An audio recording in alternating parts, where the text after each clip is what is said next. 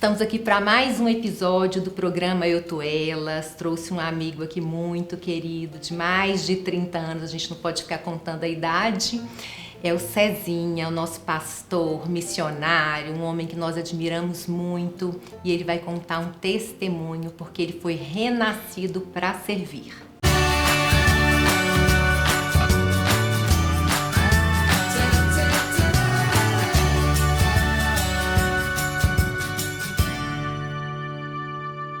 Cezinha querido, obrigada pela sua presença, até que enfim estabeleceu no Brasil. Estamos aqui para servir ao Senhor depois de uma temporada na África, e eu sei que você tem um testemunho maravilhoso, e acaba que a gente se perde no dia a dia e a gente nem para ouvir esses testemunhos, e eu tenho certeza que o seu é maravilhoso mesmo, impactante. E eu queria que você contasse pra gente o que o Senhor fez na sua vida, como que você renasceu para servir, porque você vive para servir, né? Obrigado, Cris. Obrigada, é um prazer para mim estar aqui, né? Bom, eu tive uma experiência de conversão, minha experiência de conversão com Jesus em 99.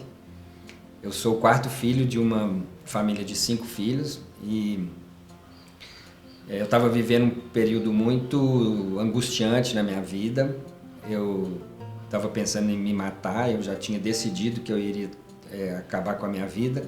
Eu já tinha perdido 2 irmãos meus que cometeram suicídio e faleceram, né? Então eu estava me preparando, em casa tomei um banho e preparando para me sair, para me dar um fim na minha vida, naquele momento de sofrimento que eu estava vivendo. E quando eu entrei no chuveiro, eu fiz assim uma oração bem sincera com Deus mesmo, né? Eu era de uma família de um histórico católico, costumava rezar assim, mas eu nunca tinha parado para fazer uma oração realmente assim, que eu percebi a presença de Deus junto comigo. E aí nesse dia eu estava embaixo do chuveiro e eu falei com Deus, né? Falei, Deus, se o Senhor existe de verdade, alguma maneira, o Senhor tem que se revelar para mim, porque eu estou saindo para acabar com a minha vida igual os meus outros 2 irmãos fizeram. E aí quando eu acabei de tomar o banho, entrei no meu quarto, eu resolvi pegar a Bíblia e abrir a Bíblia como se fosse uma última ato assim, de fé também para mim, né, sair para cometer o suicídio. E essa Bíblia tinha uns 10 anos que ela estava assim no meu quarto e eu nunca tinha aberto, lido, era até do meu irmão. E quando eu abri a Bíblia no Salmo 40, e quando eu li aquelas palavras ali do salmista, né, que dizia: esperei com confiança pelo Senhor, Ele ouviu o meu clamor e se inclinou sobre mim, e Ele me retirou do largo de lodo e firmou os meus pés na rocha e colocou um novo cântico nos meus lábios. E muitos verão e temerão e confiarão no Senhor.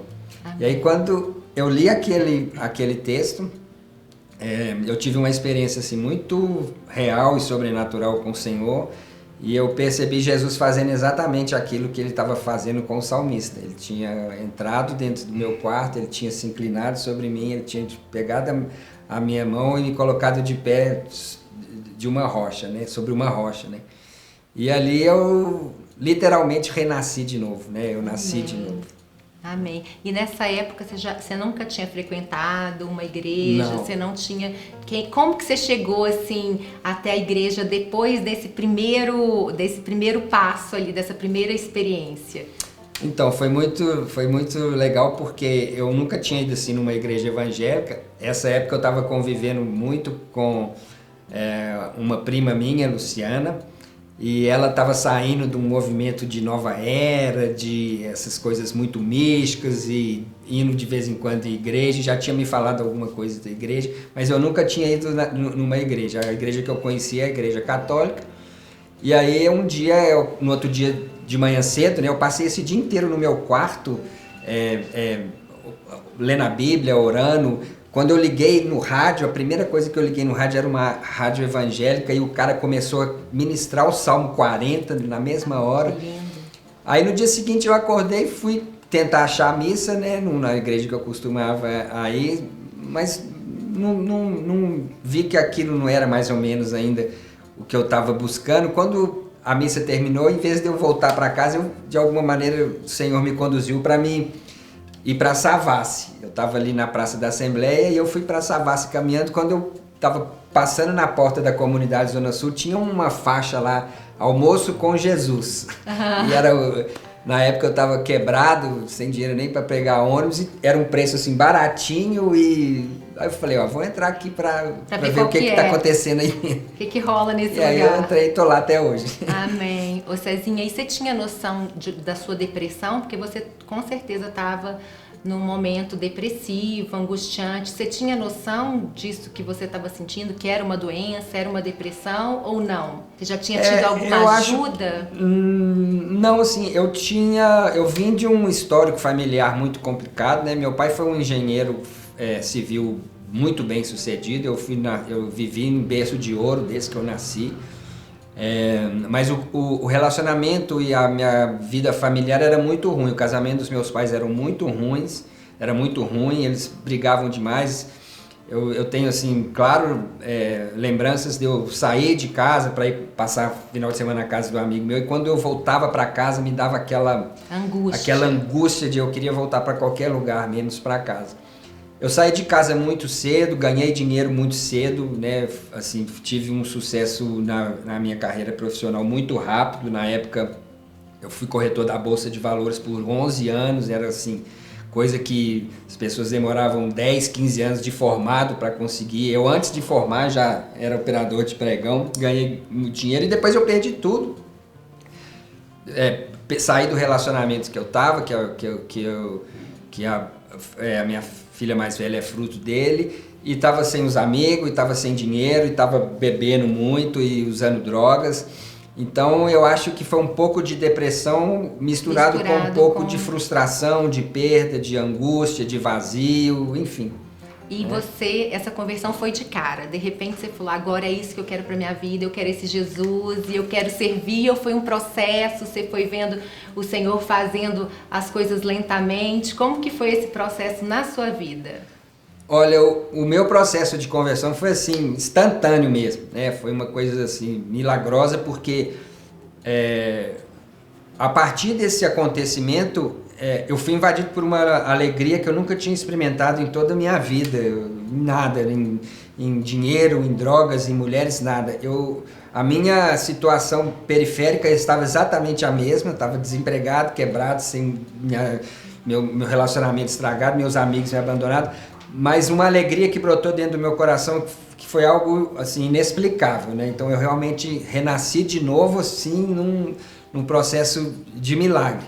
Mas ali eu comecei a minha caminhada, minha busca com Jesus, eu me fiquei apaixonado com Jesus. Eu lembro que, né, eu fui conhecer minha esposa logo depois, mais 4 anos depois eu estava casado com ela, mas eu fiquei 2 anos andando com a Bíblia embaixo do braço. Eu ia para o cinema com a Bíblia embaixo do braço, ia para o ônibus com a Bíblia embaixo do braço. Eu não largava a Bíblia, né, e hoje eu não faria isso, mas a gente muda, né, no processo. Eu entendo que aquele momento era um momento para mim. Então, assim, eu fiquei apaixonado com tudo aquilo que dizia respeito a Jesus, né? Me apaixonei realmente com Jesus, mas a minha caminhada começou a partir dali. Mas a minha conversão, ela foi realmente assim... E Deus é tão lindo que te uniu. Gente, o Cezinha é marido da Rebeca. A Rebeca já esteve aqui no programa, ela falou sobre compaixão e realmente é algo que eles vivem na vida, na família deles. Ele vai contar um pouquinho desse processo da compaixão, do servir, né, Cezinha? Que depois que vocês casaram, logo depois vocês decidiram ir morar e fazer missão na África, ou teve um período, né, que vocês ficaram aqui ainda? Na verdade, eu conheci a Rebeca no nosso ministério, né, assim. Quando eu me converti, passou um pouco tempo depois, Deus começou a restaurar a minha vida financeira. Eu fui contratado de novo, eu estava trabalhando, mas eu comecei um trabalho com algumas crianças de rua. Eu sou atleta, né? Sou ainda atleta, né? Mas na época eu era um corredor, gostava de correr maratonas de longas distâncias, e Deus me chamou para me trabalhar com as crianças. Eu sempre tive uma admiração, um gosto muito grande pelos desfavorecidos. Isso veio de mim antes da minha conversão. Eu sempre gostei, eu sempre tive uma compaixão pelas pessoas mais pobres. E isso se aflorou quando eu conheci o Senhor.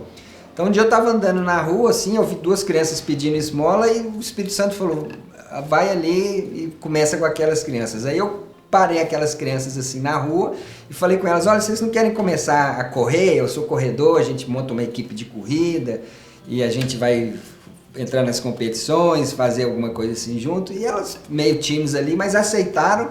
E ali eu comecei um trabalho com elas. Fui visitar o lugar onde elas moravam, a família delas. Eles chamaram mais alguns amiguinhos, nós fomos juntando uma turma e ali nós começamos o nosso ministério, que é os Corredores do Reino. Que é o Secore. Que é o Secore. É maravilhoso, inclusive, assim, é um ministério, é um trabalho que vale a pena conhecer. Conheçam o Secore, não é só aqui no Brasil, né, Cezinha? Se estende para fora do Brasil e seu trabalho realmente é muito lindo ali dentro e tem frutificado muito. Aí, como que foi? Aí, nessa época eu já estava bem envolvido com a igreja, né?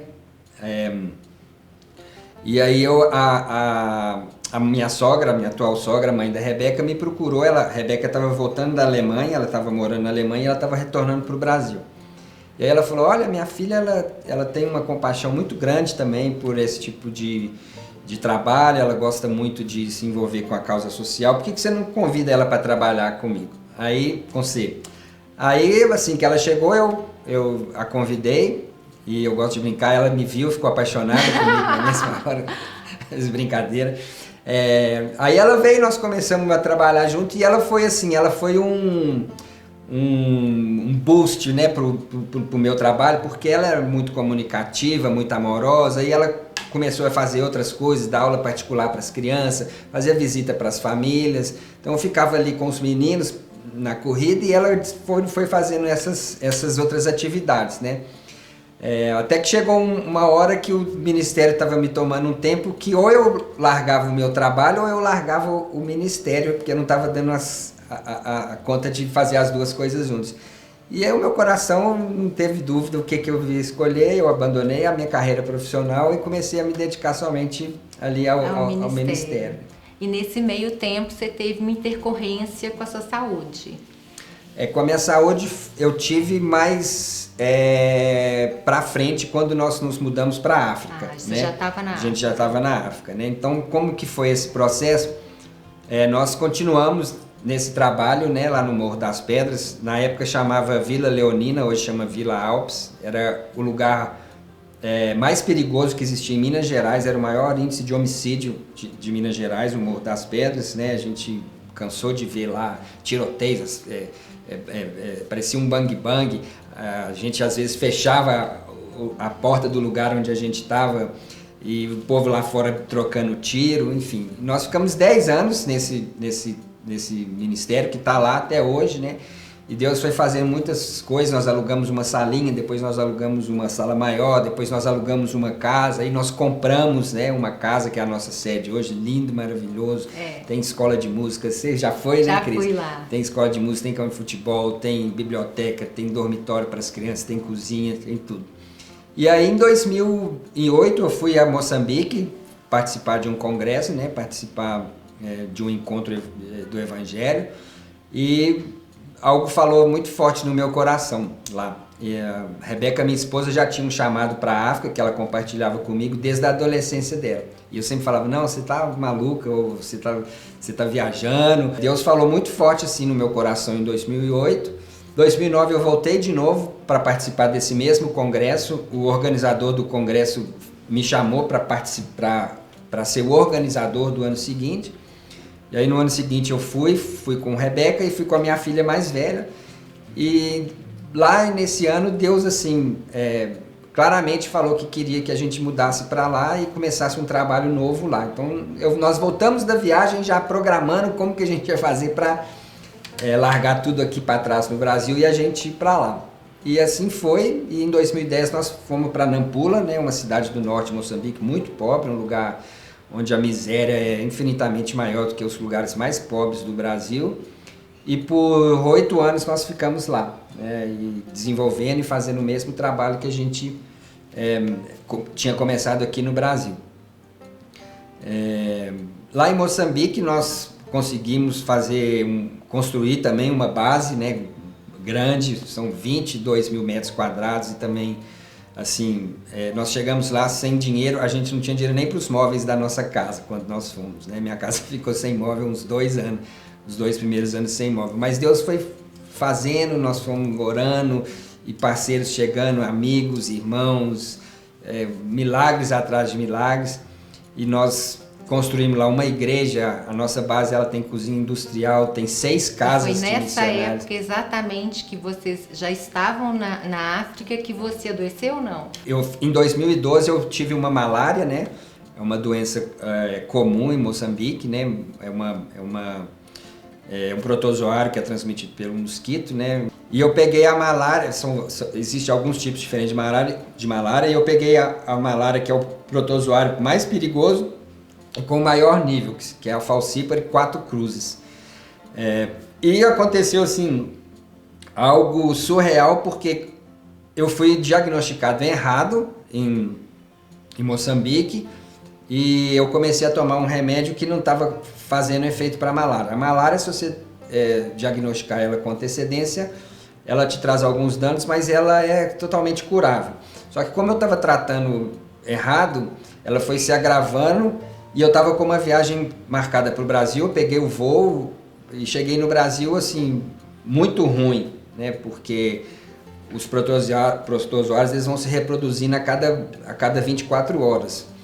E aí quando eu cheguei no Brasil, eu já estava numa situação muito ruim. O meu sogro foi me buscar no aeroporto, me pegou, eu estava ardendo de febre, e no dia seguinte eu convulsionei e já entrei em coma. Fiquei 22 dias em coma, morre, não morre, minha esposa Rebeca em Moçambique, até que um dia o médico falou com a minha sogra para chamar ela, porque eu não ia passar daquele dia ali, ia ser talvez o último dia para ela vir. Mas Deus, na sua infinita misericórdia, os irmãos orando, eu fui melhorando, eu fui de alguma maneira, peguei todo tipo de infecção, peguei pneumonia, mas fui saindo de uma, entrava na outra, enfim, consegui sair, mas saí com os 2 rins falidos, né? Tive falência crônica nos 2 rins e com diagnóstico de hemodiálise para o resto da vida.